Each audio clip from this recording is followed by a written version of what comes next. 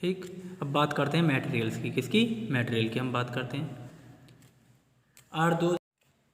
Are those have which have tendency to loss electrons for and from respective action, यानी कि जो एलिमेंटों को क्या करे, त्यागे और ग्रहण करे, वे क्या कहलाएगा, मटेरियल। क्या कहलाएंगे, मेटल्स। ठीक। मेटल क्या होते हैं, जो मेटल्स वे होते हैं जो उनकी जो टेंडेंसी होगी, प्रकृति कैसी होगी, इलेक्ट्रॉन को त्यागने की और उन्हें ग्रहण करने की। ठीक। एग्जाम्पल में आपने देखा भी, इलेक्ट्रॉन को क्या त्यागना, इसमें ले लीजिए Na यानी कि सोडियम। Na क्या होगा, सोडियम एक इलेक्ट्रॉन क्या कर सकता है, त्याग सकता है। क्या कर सकता है, त्याग कर सकता है। ठीक, यानी कि लॉस कर सकता है। ठीक, यहाँ तक आपकी बात क्लियर हुई होगी यहाँ तक। ओके।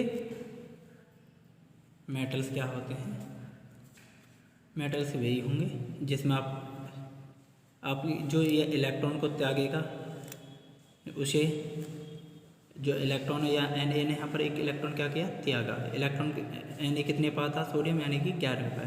कितने पर था, 11 पर। अब इसके जो जब तोड़ेंगे तो ये कितने में टूटेगा, 2 8 में। कितने पर, 2 में 8 में। बचेगा कितने बच जाए, एक एलिमेंट। कितने बच जाए, एक एलिमेंट। तो एक एक इलेक्ट्रॉन बच जाएगा, उस इलेक्ट्रॉन को क्या कर देगा, दूसरे को दे देगा। ठीक, यहाँ तक क्लियर हुआ। हमारे जो न्यूक्लियस में क्या होते हैं, 3 होते हैं, इलेक्ट्रॉन, प्रोटॉन, न्यूट्रॉन। ये तो आप जानते ही हैं, पिछली क्लास में पढ़ चुके होंगे। उन्हीं में हम इन्हें तोड़ने का प्रयास करते हैं। जैसे एटॉमिक जो नंबर होता है वो आपका 11 होता है। ठीक, जब इलेक्ट्रॉन का साइन किससे होता है, यदि हम बात करें इलेक्ट्रॉन के साइन की, तो उसे हम किससे दिखाते हैं, नेगेटिव से। प्रोटॉन को किससे दिखाते हैं हम, पॉजिटिव से। और न्यूट्रॉन, जो हमारे न्यूट्रॉन होते हैं, वे उन पर कोई भी चार्ज नहीं होता, वे कैसे होते हैं, उदासीन, यानी कि न्यूट्रल्स। कैसे कहलाते हैं, न्यूट्रल्स होते हैं वे। ठीक, उनके पास एक भी ना तो इलेक्ट्रॉन होता, ना ही प्रोटॉन, न्यूक्लियस के पास। ठीक, यहाँ तक आपको ये समझ में आए होंगे।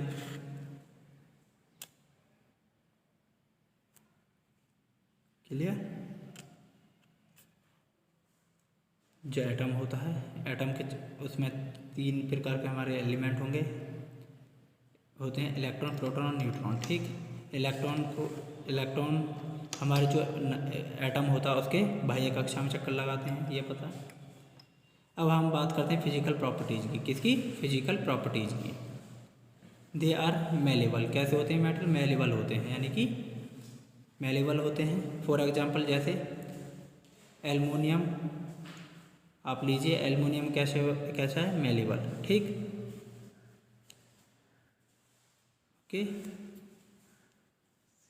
जो आपका फूड वर्क पे होता है, जैसे जो फूड पेपर जो होता है, आपने देखा होगा, वे भी कैसा होता है, मेलेबल होता है। ठीक, चमकीला, शाइनी।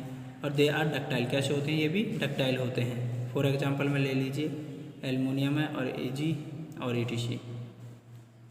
ठीक, इसमें जो मेलेबल में आप ले सकते हैं, जो आपके एल्काइन मेटल्स होते हैं। कैसे, कौन से, एल्काइन मेटल। जो आपके पीरियोडिक टेबल की फर्स्ट जो आपकी रो है, उसमें जो एल्काइन मेटल होते हैं, वे एलिमेंट होते हैं, वे क्या कहलाते हैं, मेलेबल होंगे। ठीक, कौन से होंगे, मेलेबल। जैसे इसमें सोडियम है, कैल्शियम है, रूबेनियम है, क्रेडियम, और ये इसके अंदर आते हैं। ये ठीक है। अब बात करते हैं डक्टाइल की। किसे, डक्टाइल की। डक्टाइल ये कैसे होते हैं, डक्टाइल भी होते हैं। ठीक, एग्जाम्पल में इन्हीं का एग्जाम्पल आप ले सकते हो। क्लियर। अब बात करते हैं हम, दे आर लस्टर। ये कैसे होते हैं, लस्टर में चमकीले। कैसे होते हैं, शाइनी होती है इनमें। जैसे आप मरकरी है, Cs और Ga। ठीक, अच्छा जी, मरकरी है, Cs और Ga। ठीक, इन्हें छोड़कर क्या करेंगे, इन्हें एक्सपेक्ट कर देंगे, छोड़ देंगे इन्हें। ठीक, दे आर हार्ड। ये कैसे होते हैं, हार्ड होते हैं। कैसे होते हैं, हार्ड होते हैं। इन्हें आपका Na और पोटेशियम को छोड़कर ये कैसे होते हैं, सॉफ्ट। ठीक, अब बात करते हैं good conductor of heat electricity. Good conductor of heat and electricity के बारे में हम बात करते हैं।